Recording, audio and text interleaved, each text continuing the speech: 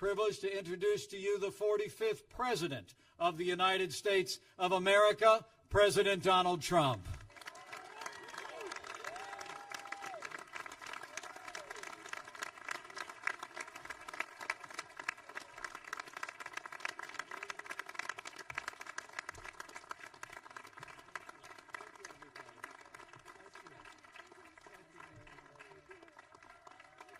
Thank you very much. That's so nice. Sit, please.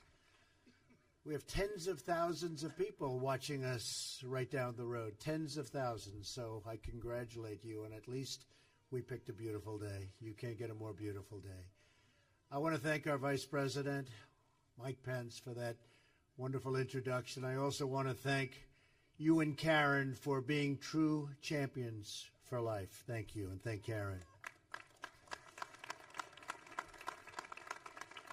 Today I'm honored and really proud to be the first president to stand with you here at the White House to address the 45th March for Life. That's very, very special. 45th March for Life, and this is a truly remarkable group. Today, tens of thousands of families, students, and patriots, and really just great citizens gather here in our nation's capital. You come from many backgrounds, many places, but you all come for one beautiful cause: to build a society where life is celebrated, protected, and cherished. The March for Life is a movement born out of love. You love your families, you love your neighbors, you love our nation, and you love every child, born and unborn, because you believe that every life is sacred, that every child is a precious gift from God.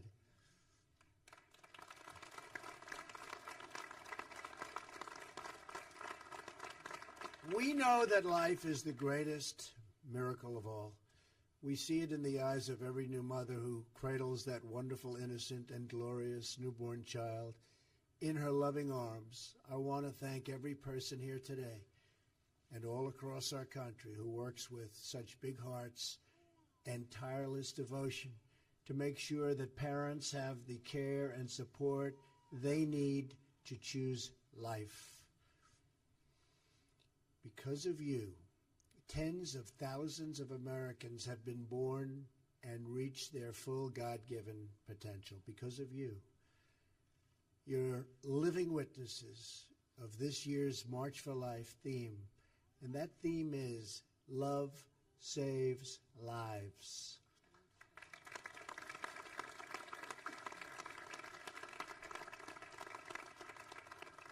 As you all know, Roe versus Wade has resulted in some of the most permissive abortion laws anywhere in the world. For example, in the United States, it's one of only 7 countries to allow elective late-term abortions, along with China, North Korea, and others. Right now, in a number of states, the laws allow a baby to be born from his or her mother's womb in the 9th month. It is wrong. It has to change. Americans are more and more pro-life. You see that all the time.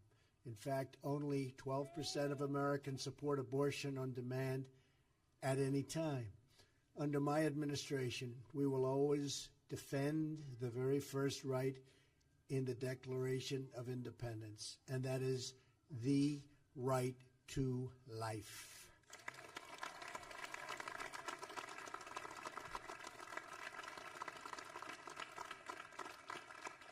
Tomorrow will mark exactly 1 year since I took the oath of office. And I will say our country is doing really well. Our economy is perhaps the best it's ever been. You look at the job numbers, you look at the companies pouring back into our country, you look at the stock market at an all-time high, unemployment, 17-year low, unemployment for African-American workers at the lowest mark in the history of our country, unemployment for Hispanic at a record low in history, unemployment for women think of this, at an 18-year low. We're really proud of what we're doing. And during my first week in office, I reinstated a policy first put in place by President Ronald Reagan, the Mexico City policy.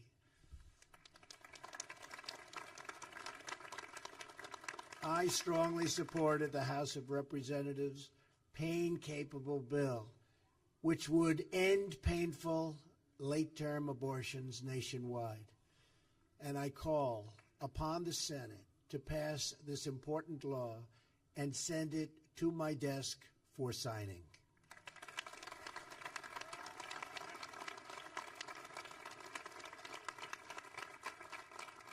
On the National Day of Prayer, I signed an executive order to protect religious liberty.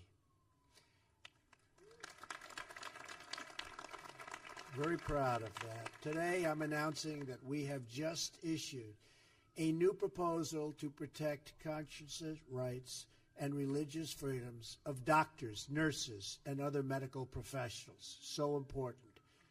I have also just reversed the previous administration's policy that restricted states' efforts to direct Medicaid funding away from abortion facilities that violate the law.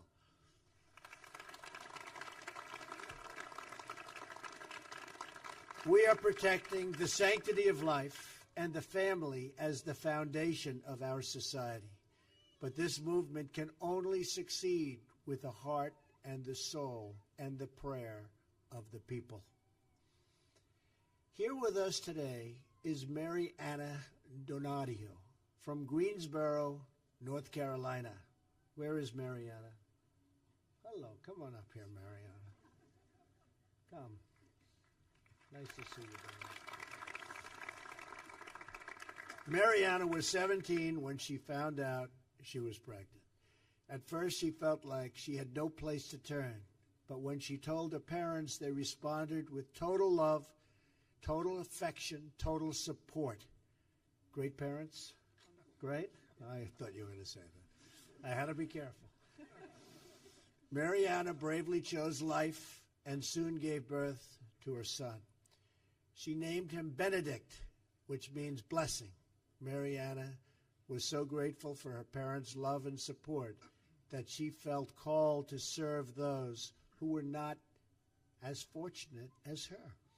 She joined with others in her community to start a maternity home to care for homeless women who were pregnant.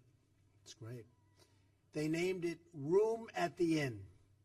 Today, Mariana and her husband, Don, are the parents of 6 beautiful children, and her eldest son, Benedict, and her daughter, Maria, join us here today. Where are they? Come on over.